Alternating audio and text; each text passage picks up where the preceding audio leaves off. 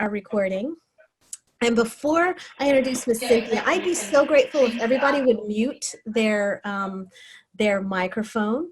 And also, just to save bandwidth, if we could be sure to actually keep the, and I think there's still a few people who aren't muted, so I'd be so grateful if you'd mute your microphone. I'll have to go through in a minute and look. But if we could do that, that would really help. And also keeping the video off saves with bandwidth. So I'm just making sure we're all muted. Excellent. Okay. Yeah, there's a lot of things. You want to change? Oh, I think someone's still unmuted. I'm looking. I'm searching through my. Somebody named Eva. There we go. There we go. Everyone's muted. Thank you.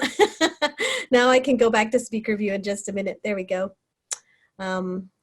So I am delighted to introduce our guest of honor tonight, who is an absolute brilliant mind.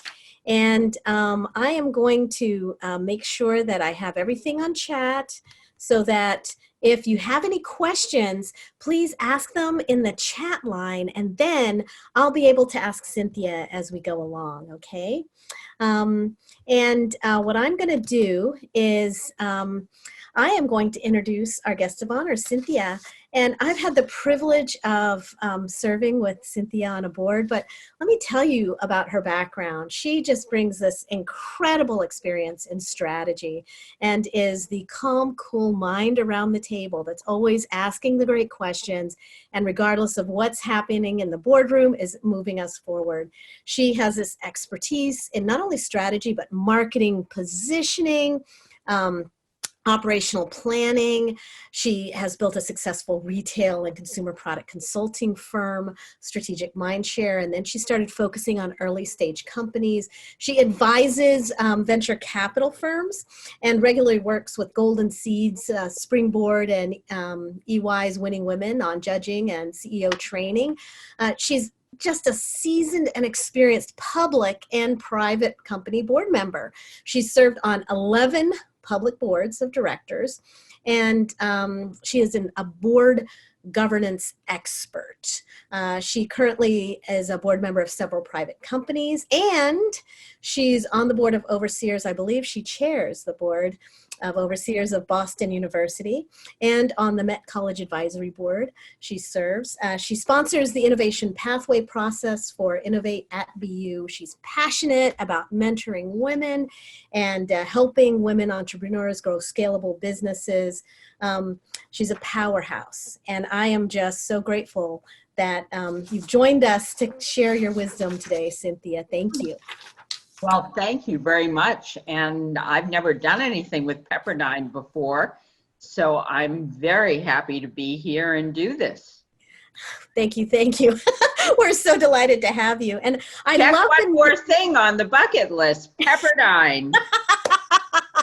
I love it. So we have this this lovely dance move, and I love how you've coined this, the Corona pivot. Why do you call it the Corona pivot? Well, you talked about my background, now working with a lot of startups and emerging growth businesses. And in the startup world, we talk a lot about pivoting quickly, failing quickly, pivot again, and just being really flexible. And so as I think about all size businesses right now, from the individual restaurant owner to the wholesaler to the Fortune 100 companies, everybody better be moving fast and pivot. And oh, by the way, have some fun, so don't forget, do some dance moves at the same time. So called it the Corona pivot because COVID-19 just doesn't have the same thing as Corona. Yeah, it sounds like almost a Latin move. When I heard that, I was going back to dance class, and I do think there's something marvelous about thinking and reframing what we're doing in terms of a dance. It helps us. I think it really helps us. So you've been talking about 5 stages of a Corona pivot for businesses when we've looked at this. What are these stages? Tell us about that. Well, it's somewhat analogous, and we were talking about all analogies, somewhat analogous to the stages of grief. And I reinterpreted it and said, okay, what are we really going through? And listed out 5 phases. First, there was disbelief, then acceptance. Adapting is phase number 3, which is probably what we're in right now. But we need to very quickly move to phase 4, which is innovating, and phase 5 is surging for the recovery. So those are the 5 phases. And if you are still in acceptance and haven't moved to adapting, then you're a laggard. If you're in adapting and you are at the same time beginning that innovation, then you have a better chance for success. Doesn't mean everything you try will be successful, but we're talking about long-term success. And that's what this is all about. And quite frankly, when everybody sees the slides, you'll see that there's also a little bit of color representation here, because we went from disbelief, where it was gray and confusing, to acceptance. We got very dark, like, oh my God, this is really happening and happening to us, and it's horrible. And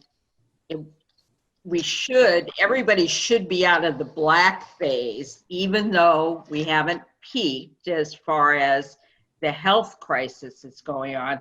But in terms of accepting it, which is phase 2, we've sent workers home. We're now into Zooming and Slacking and Microsoft Teams and online everything. And we've had 1 to 2 to, especially in Washington, 3 weeks of that being the new normal. We've put the brakes on advertising. If you think about it, it was only 3 weeks ago. The national broadcast advertising was still old messages. Come into the store, happy, take a trip. The cruise lines still had ads up saying, take a cruise, which was so confusing. But we're through that now. People have put the brakes on those messages. And that's why I say we're into stage 3, which is adapting. That people are now adapting to what is going on. This is the new normal for a while. Can you tell me a little bit more about this adapting stage? Who's doing it well? What does it mean? How do we do it? Well, the obvious things that I don't have to tell you to do, it's a knee-jerk reaction for companies, is they're furloughing employees, they're doing RIFs, reduction in force, they're cutting expenses and conserving cash. Almost everybody knows how to do that. I want to remind people of some of the things that the leaders do. And that is, they really practice employee care. You've sent everybody home. You've given them the tools. One of the things that leaders do is they recognize the level of anxiety. There was just some research that came out the other day that was done over last weekend, looking at anxiety levels by socioeconomic level. And it's actually counterintuitive. The highest socioeconomic group had the highest anxiety levels. No kidding.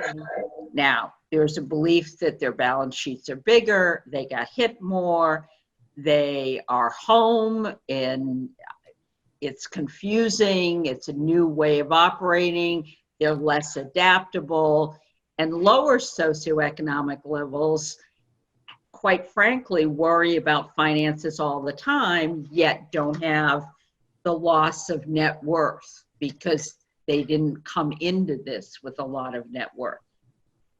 So you can have a different point of view about this particular research result, but I think everybody universally can agree that there is a lot of anxiety there.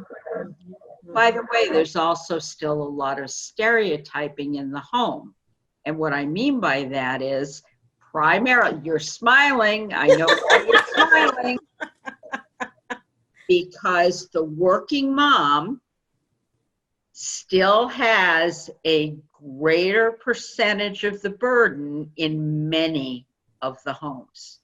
And companies have to recognize that when you have sent your employees home and you have 50 or plus of your workforce, if you're not Silicon Valley tech, is female, and some high percentage of that has grammar school age children, you're expecting the at-home school mom, part-time, even if the cooking is shared, she's contributing to that. And women have always been the medical researcher, the medical practitioner in the home. And then as the employer, you're asking them to put in 8 hours online. Employers need to recognize that and account for that.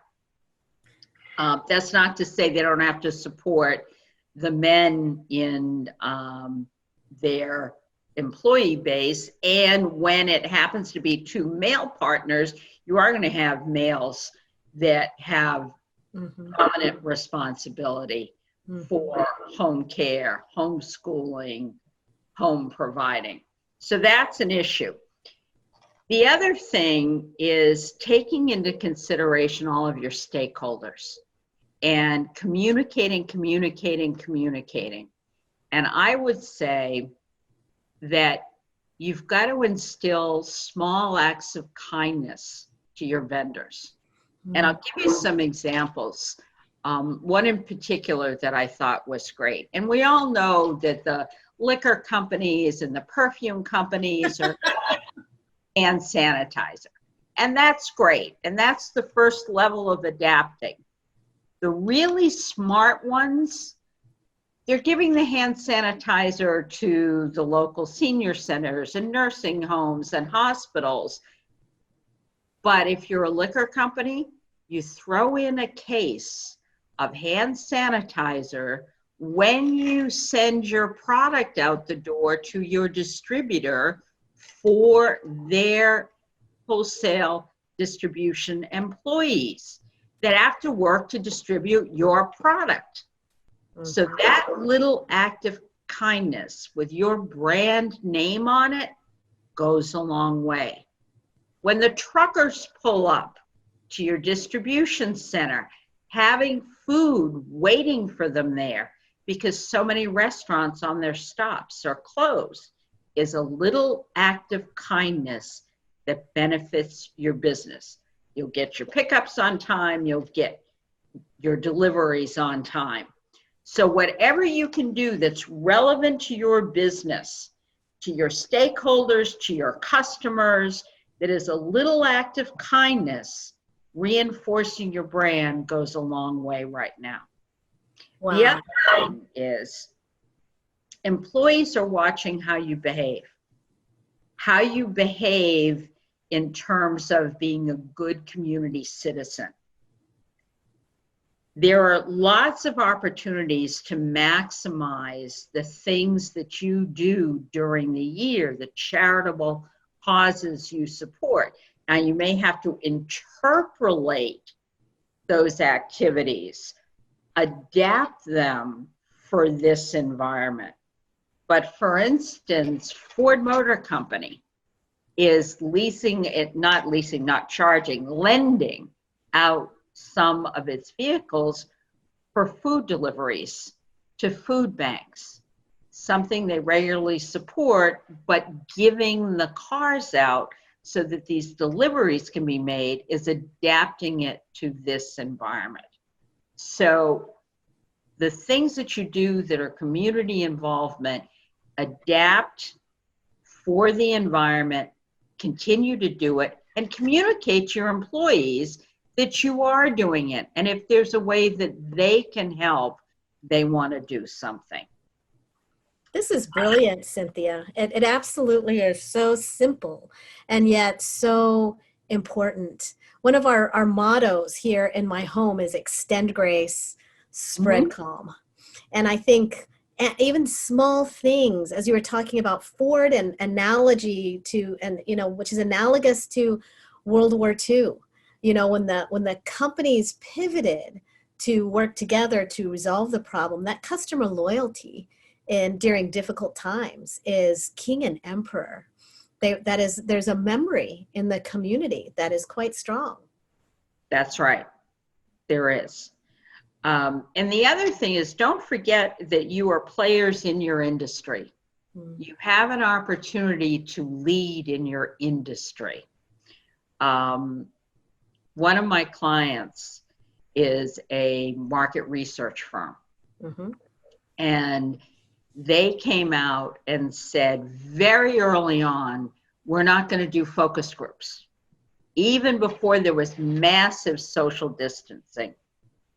Said risk is too high, people have too much anxiety.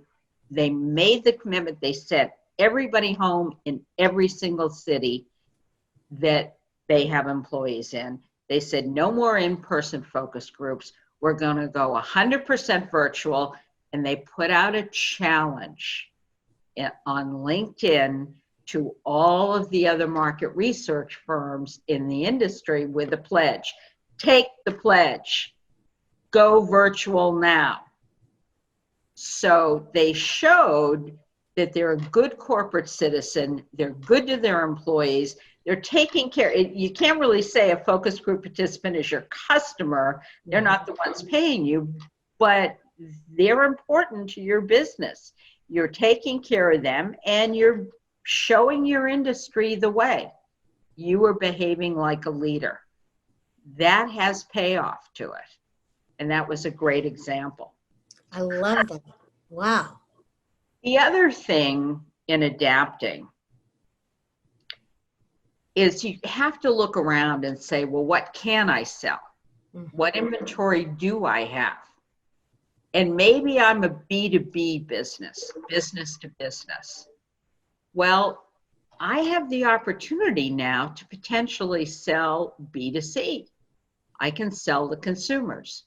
One of the things that is happening with high-end vendors to restaurants that are closed, at the low end, many of them are still open, are doing only takeout.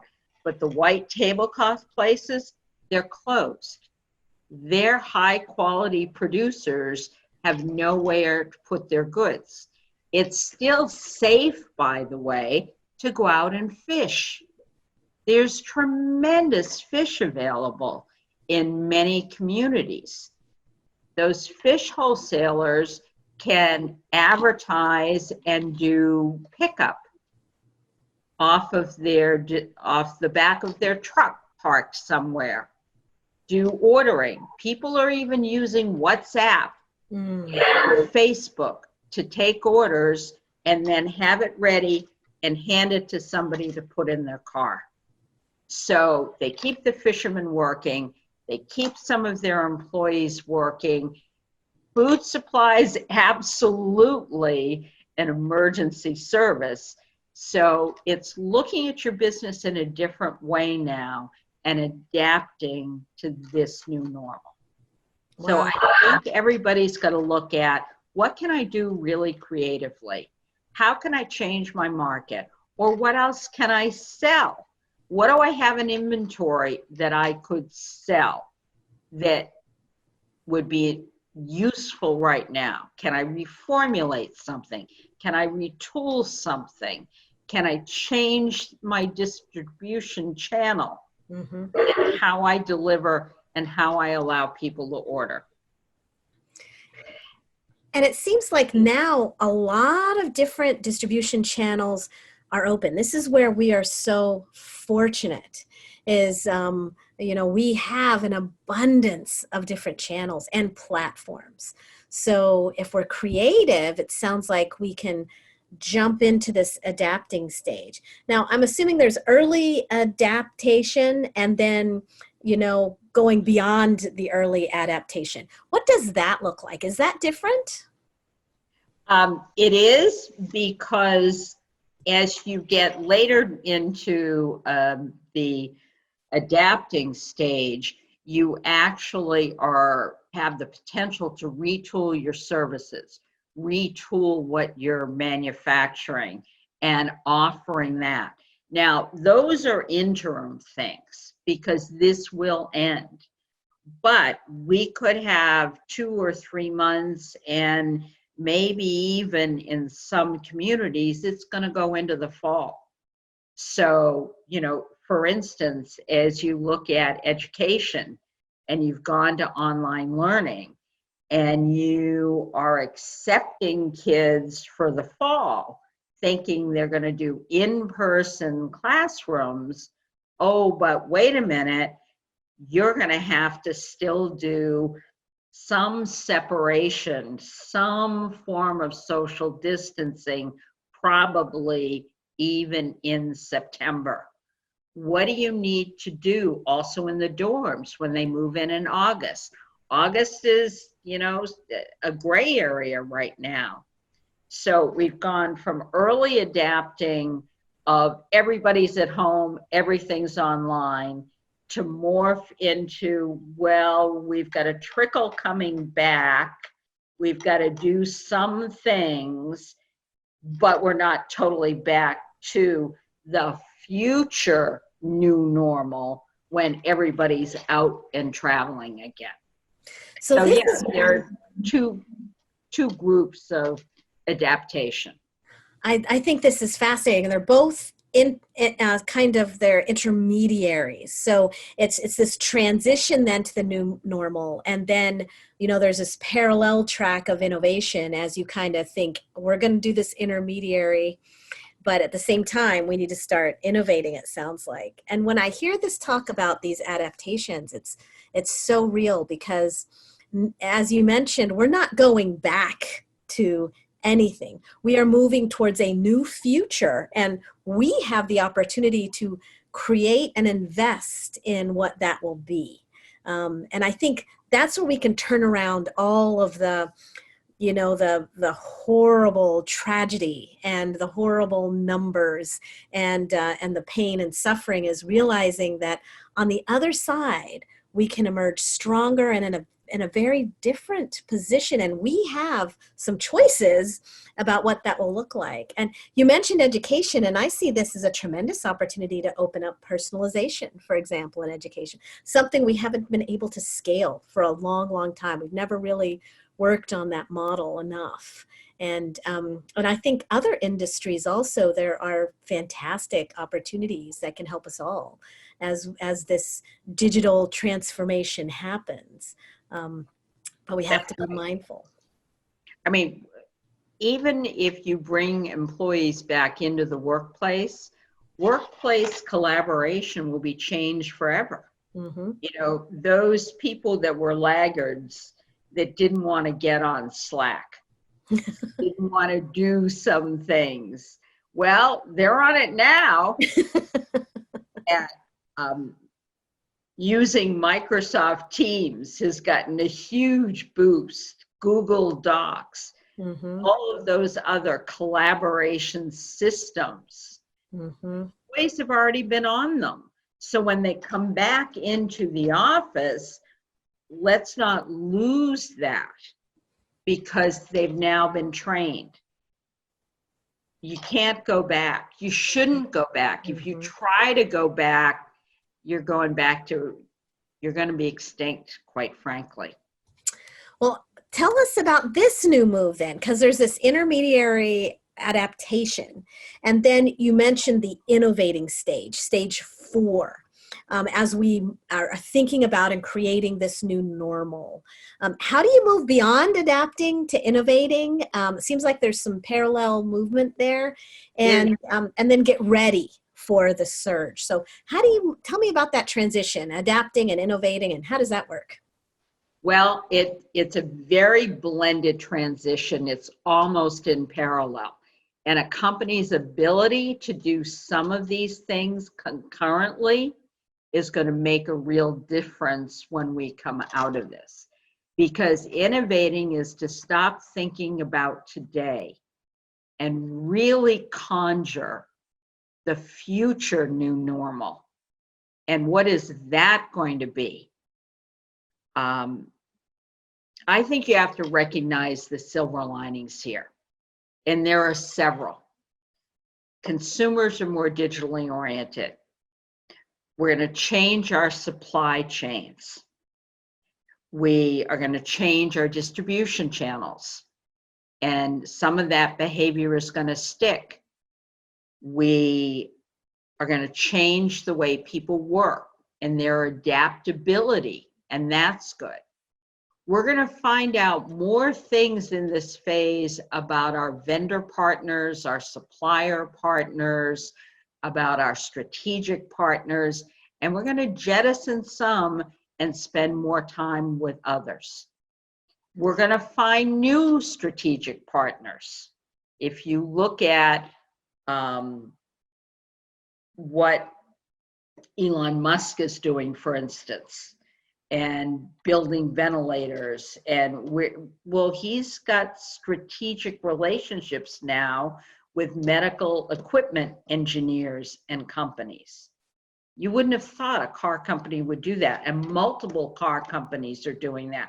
So they're finding new strategic partnerships.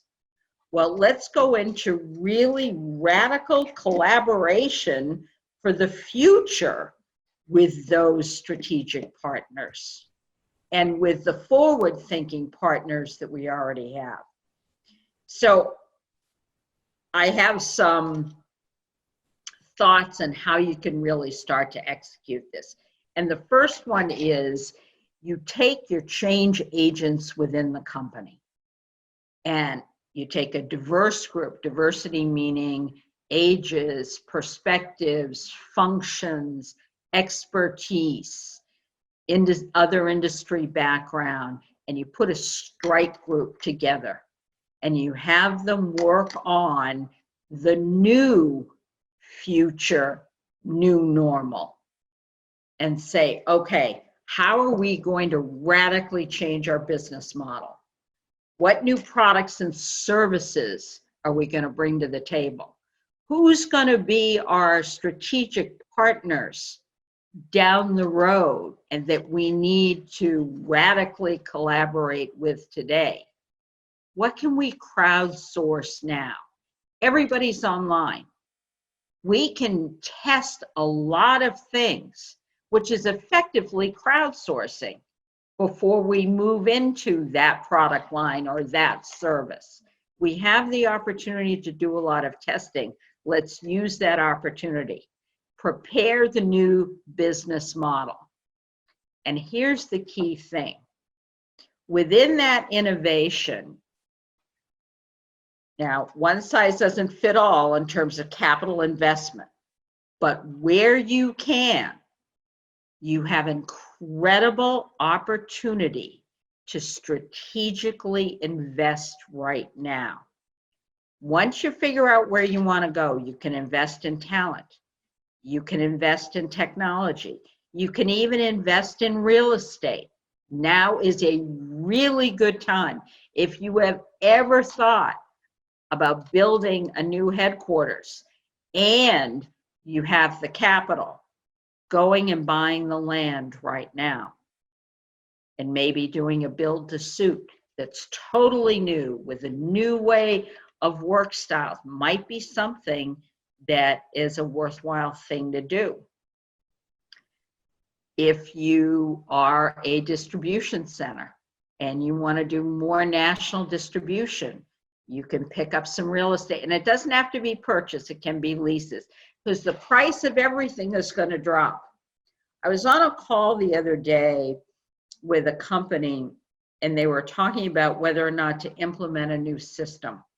And the system's going to cost them, all implemented, hardware, software, people, $30 million. And they had canceled all their capital projects, but yet they weren't going to do this project. They weren't going to move forward with the systems project. Again, this doesn't make any sense. This is exactly the time to do it. I mean, one of the great things about systems projects, new technology, is that there's availability of contract workers. It is very easy to work virtually to implement new systems. And the prices and I will speak from real experience in consulting firms, because their business has dropped, has gone down. So your consultants, your system integrators, all of those contractors, you can get cheaper. So a $30 million project estimate yesterday might be a $25 million project in the next year because of these factors. It's something to consider if you have a strong balance sheet. And if you make strategic decisions about risk, most times it will really pay off. And if I look back, and here's another analogy, you look back at the last few recessions, the companies that made technology advancements through innovation, did R&D during the recessions, came out stronger.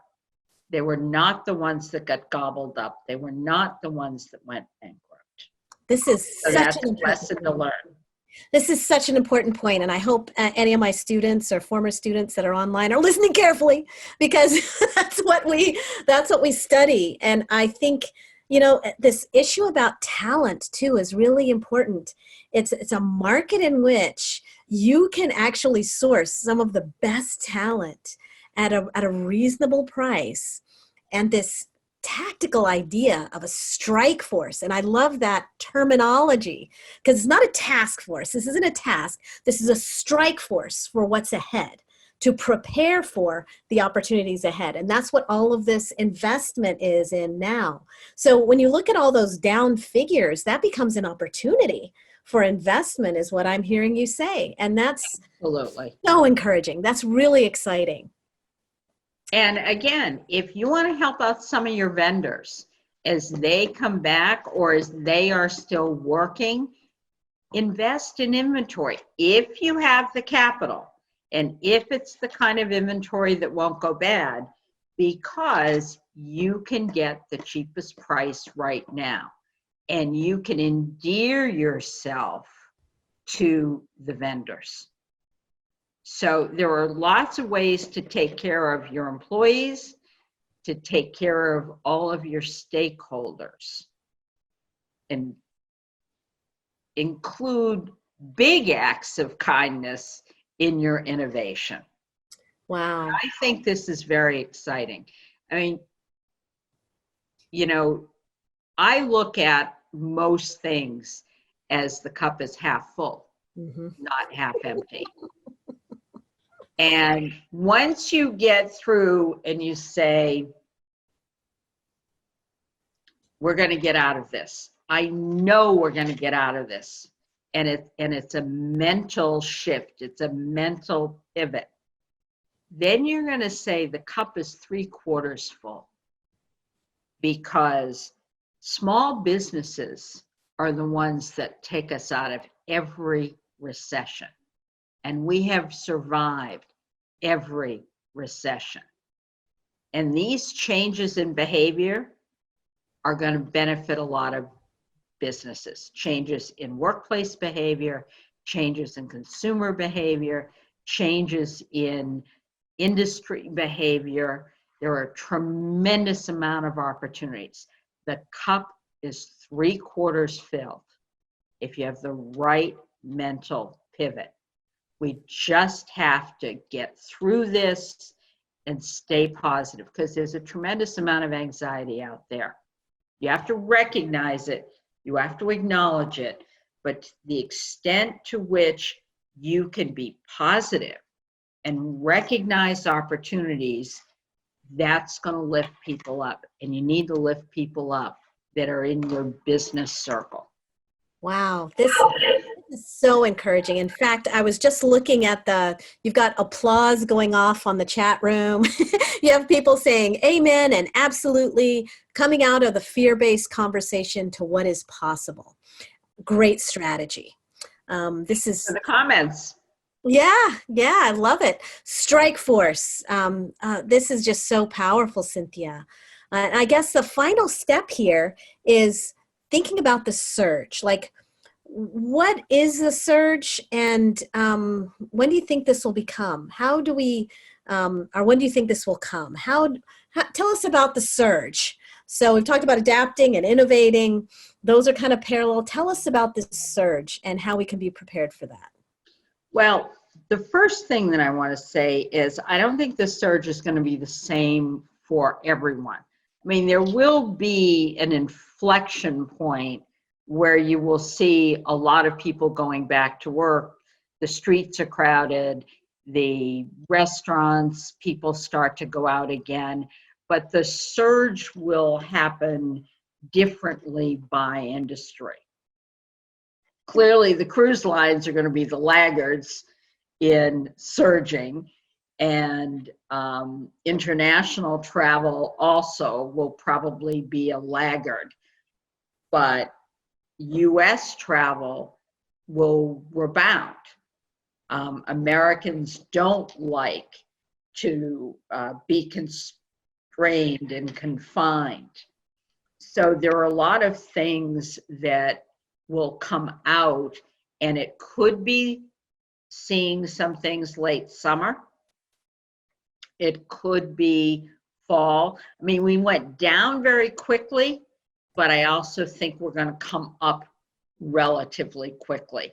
It may still phase in, but if we, again, roll back to the last big impactful recession that started in 2007 and really got worse over 2 years, and then it took 5 years to get better.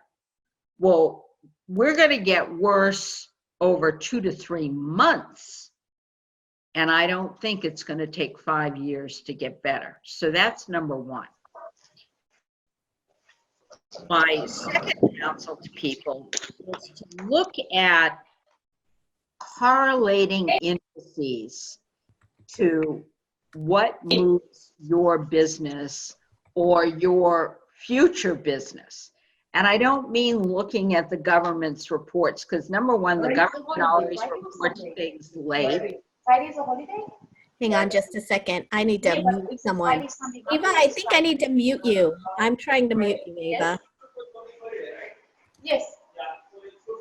Sorry. I am so sorry. Let me figure out how to do this. The cat stepped on her unmute, probably. Yeah, I have a feeling something's going on there. Oh, yeah, but I'm always on Several times, and I don't think she understands that she's not up. So I'm gonna try to do this way. There we go. Okay. She's muted again. All right. So looking at indices that you can get real-time data that you think will correlate to your business. I mean, one of the first things that will happen in construction and if I'm in construction materials, is look at the permits that are granted. Look at licenses that are granted. Don't wait for the government statistics to come out. If there's weather patterns that are relative to your business, there's a lot of data that you can buy around weather and around consumer behavior in terms of, forget about corona, but just flu and virus and allergy and there are people that track all of those things, and you can buy that data. So buy the data, figure out how it correlates, and be ready as soon as you see that correlating factor or 3 factors start to uptick, then jump in, because you want to be at the head of the rebound. You want to be able to put your foot on the gas as it's coming up, because don't forget, everybody still has competition. This is going to be your opportunity. If you were the number 5 market share player, this is your opportunity to move into the 2nd or 3rd spot, because you're ready and you can be quick and you can be adaptive because you've retooled yourself. So getting in on the rebound early because you're looking at the data. And oh, by the way, if you're smart, you've hired more data scientists. And that's the kind of talent you've also invested in. Yeah, and that will help you then in the future, right? If you have that, the analytics capability, and you're able to make this determination of when the tide is changing so Right. that you can get up on your board, then that's something that will remain with you. You'll be able to see the other waves as they come. So that's a very powerful piece of advice when thinking about this surge and when to really step on the gas and get the engine revving. Very, very powerful. And I think you need to have a plan. Got it. A plan ready to put in place. And a plan has to include a communication plan. You know, you can't have a party and then not invite anybody. You got to send out the invitations. The invitations are your marketing and advertising. You've got to tell people, hey, this is what we're doing. We're back in business. We're delivering. We're baking. We're doing. We're offering. Open the doors. Whatever it is. Got it. So let's see if there's any questions, and then we'll come back and kind of pull it together with final thoughts. So if you have some questions out there, why don't you jump into the chat, everyone, and we'll see if they'll get the nimble fingers going. So I'll just see if anybody jumps in with some questions. I'm looking up to see if I missed any, and it looks like they were going back and recounting disbelief, acceptance, adapting, innovating, and surging for recovery. So any questions out there? Sorry, I missed the first part, the disbelief, and can you please explain that? And you missed the first part. And I'm not sure when you came in. That's So I think just there are 5 stages. Mm-hmm. And I think it's just explaining explaining what disbelief is. I think that's what she's asking. And the disbelief is the first reaction everybody had of, oh, that's not going to hit us. It's not going to be that bad. And we were really thinking about other things. If you think about where you were the last week of February, the first week of March, I was on an airplane. So we knew it was there, but we had the disbelief that it was going to affect me, my business, my city, my county, maybe with the exception of Washington. But the rest of the country had disbelief. Yeah, I'm grateful. Here in Washington, you know, we've been at this state, as you mentioned, 3 weeks. Actually, it's been more like 4 because there was this ramp down. And so I have everything that you say is just resonating so well. And there's a question from Howard Miller. Where do you see the property and casualty insurance industry headed or changing into? Also, how do you look at the role of risk management expertise in this new normal, this new environment? First of all, I go back to, again, an analogy. I've lived a good deal of my professional life in Florida, been through many hurricanes, and the insurance industry always collapses not totally collapses, but their profits collapse, the rates go up, and it takes a few years and they settle down again. Now, this is like simultaneous hurricanes all across the country. However, we're really talking about business interruption insurance. That's the kind of insurance that's going to hit from a business perspective. And your premiums will go up. You're going to have to fight with insurance companies, but that as an industry will actually see some growth, because the companies that remain will say, we should have spent more. We should have had a better policy. We learned our lesson. So it's just a question of time. And again, looking at what is the correlating factor for the psychology to change. And so for a lot of businesses, I would look at what happened to a community after a hurricane, or after Sandy in the Northeast, or after a tornado in Oklahoma, and how it came back, and how the businesses made decisions, and what the lag time was in terms of the rebuild phase and the decision-making phase, especially around, okay, let me go get more insurance because of what happened, not less insurance. Mm-hmm. This gets to that question about risk. So risk is now embedded in our psyche, and now is the time to invest. And there's a couple of other questions. I'm just keeping an eye on time. Are certain industries that have a more challenging time, are they going to have a more challenging time in addressing these 5 stages? And what are some of the new norms that you see will be in this new normal?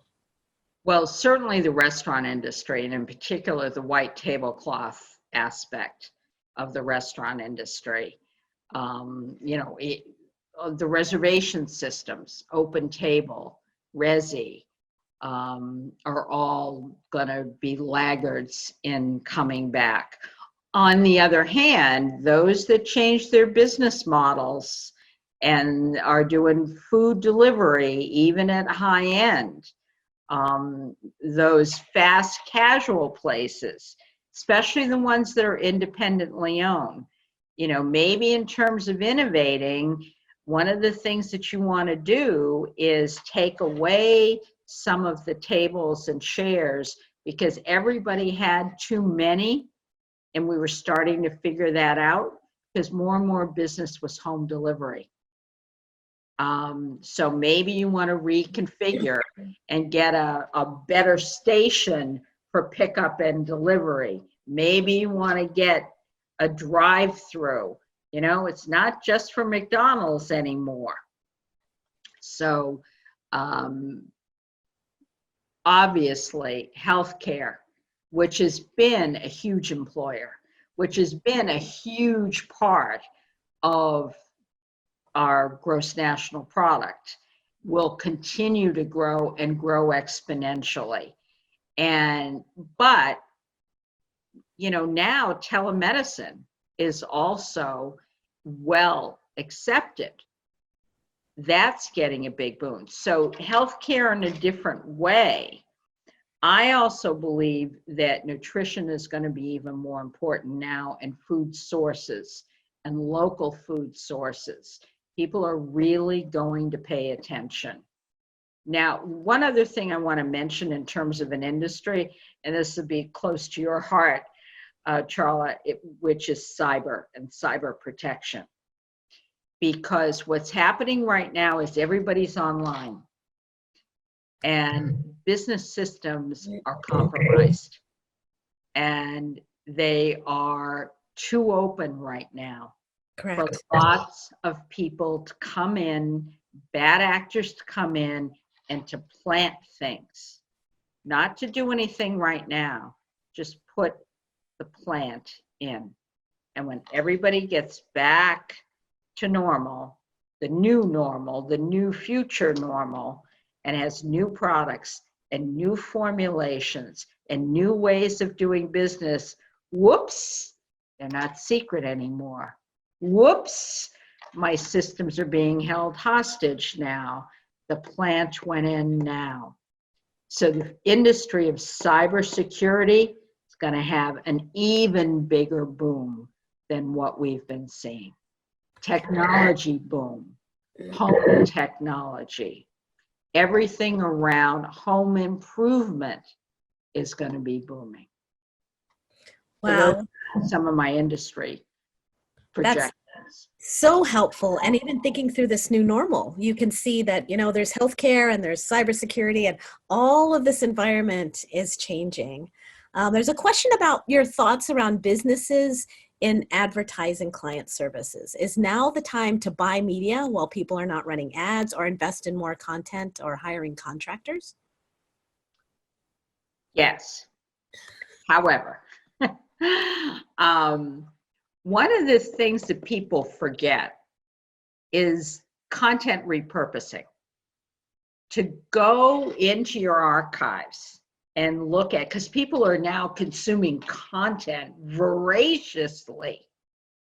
So I'm developing new content, but what do I already have in my archives that people haven't seen because it wasn't as relevant or they didn't have time? I mean, time has always been a big issue. People have been granted time. Can I even take some of my content and package it for children? Again, help those parents out. Schoolwork, enough with the schoolwork. You've got to broaden. They can't go to the museums. Museums are doing a phenomenal job of packaging their content, of Absolutely. repurposing things, putting everything online. I mean, can you take some of your R&D process of how you make things and, videos that were corporate videos and turn them into educational videos? So think of creative ways of repurposing, number one. Number two, I said communicate to your stakeholders. That's marketing and advertising. Now, your media buy may be lower right now. You may not be doing the kind of broadcast media, but that doesn't mean that you're not doing digital. Doesn't mean that you're not doing SEO and SEM and targeting and really working with outside sources on data mining. And again, getting that targeting even more and more refined so that you can do more personalization. So I think that a marketing, advertising, services firm needs to retool itself right now, change its service offerings, and counsel its clients on what they need to be doing to get today's message out and how to prepare for tomorrow's message when we're in the future new normal and what your future new services and products are going to be. Prepare now. There's another question. I think we have time for one more. There's actually several, so I'll save the chat so everybody knows, and I'll send Cynthia an email and try to figure out a way to post these if there's any answers. There's actually several related to real estate, so I'm going to package them together. The first is, how will the real estate industry undergo innovation and modification from its till now face-to-face transactional model to any anticipated innovative model? And then connected to that, all the residential property transactions are done through a long conventional chain of brokers, lenders. There's no way for a buyer to purchase a home simply by a click. Can the industry be reformed? Is there a mechanism or a new model that's out there for real estate that we'll see? Absolutely. And talk about an industry that needs to be reformed. And there have been some disruptive attempts that have occurred. For anybody that's familiar with the New York market, Street Easy came along a few years ago. You know, everything used to run through the MLS, and you had to use a broker, and you couldn't have access to everything that was listed. Street Easy came along in New York, and I'm a huge fan of it. I have used it, where so much is in your own hands, and they were bought by, I think, Zillow. But Zillow is another example of where you can do a lot of research on your own. So the role of the broker has dramatically changed. And will you really need a broker? I think the brokerage business is going to change dramatically, and they're changing right now because in many cities, you can't do showings anymore. That's part of the stay in place. So doing virtual tours and helping people find the right place, which gets more into neighborhood and schools and amenities, not just what the inside of the apartment or the inside of the house looks like. And I think residential building is going to change from this experience, because with people being in their homes so much now and cooking and being with their families and trying to work, that they're going to realize I need a different space allocation in my house. And the next house, the next apartment, I'm going to look for these things. So I think there's going to be a lot of turnover after this in people buying and selling, renting, getting out of where they're living based on this experience. So true. We've done that because as we saw that we had, I think I mentioned that ramp down. And so I was like, okay, troops, this is what we're going to do, because we're going to have to live in this space. And we hadn't gone to the lockdown yet, but we were approaching it in Washington. So we completely redid places to make it more efficient. And the infrastructure, the electronic infrastructure, the telecommunications infrastructure, all of that becomes impressively important. And I just looked at the time. Give us your final takeaways, your final thoughts for takeaway. Well, I'm going to talk about what I think the environment is going to be with a little bit of prognostication. So number one, I think we're going to get an infrastructure bill finally through the Congress, which is really a stimulus bill. It'll be called a stimulus, but I think it's going to be infrastructure.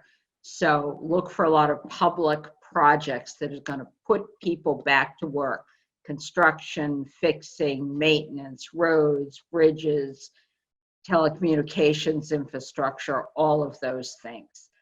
I think consumers are going to care a lot more about clean and green. Their products, their spaces, their food, their energy. And that's a good thing.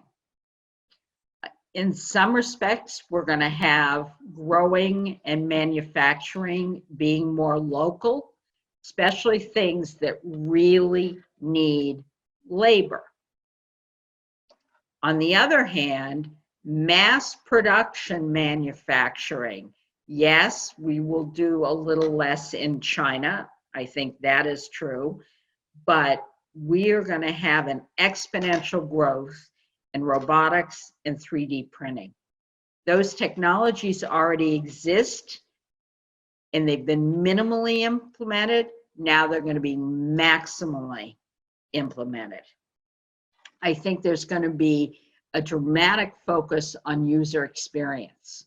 Coming out of this digital world, the best companies are really going to focus on the analytics, the usage, the engagement, and do dramatic improvement of user experience. Because the one thing that has happened here is you've gotten those older boomers and gray generation going on digitally, and they have the most difficult time with the user experience, especially the bad ones. And that needs to get changed. By the way, I think we're going to have a little baby boom. Gen Z is going to grow a little bigger. Again, you look at what happens after a hurricane, what happens after a blackout. Gen Z is going to be even more of a powerhouse. And lastly, I am really bullish on real estate from the perspective of renovation and dramatically new designs. And we've got to find a way to repurpose the old. And the majority of old is malls and strip centers and some older office buildings. But got to repurpose those things. And there's a lot of purpose that we can put in those use, but it is going to change the financial dynamics a little bit of some of these public REITs. Wow, Those are my final thoughts. this is amazing. And I can't tell you how much I have really learned from this framework of, moving from disbelief to acceptance, to adapting, to innovating, and then surging into recovery. This has really been uplifting because it's a path forward. And we can name those things and we can work on those things and position ourselves for a future worth wanting. And that's so important right now when we need this hope and we need this direction. So thank you so much for your absolutely amazing wisdom and sharing your expertise with us. I can't tell you how much I appreciate your time and your friendship, and you're just wonderful, Cynthia. Thank you. Well, you're fabulous. Thanks for asking me, and I've enjoyed this a lot.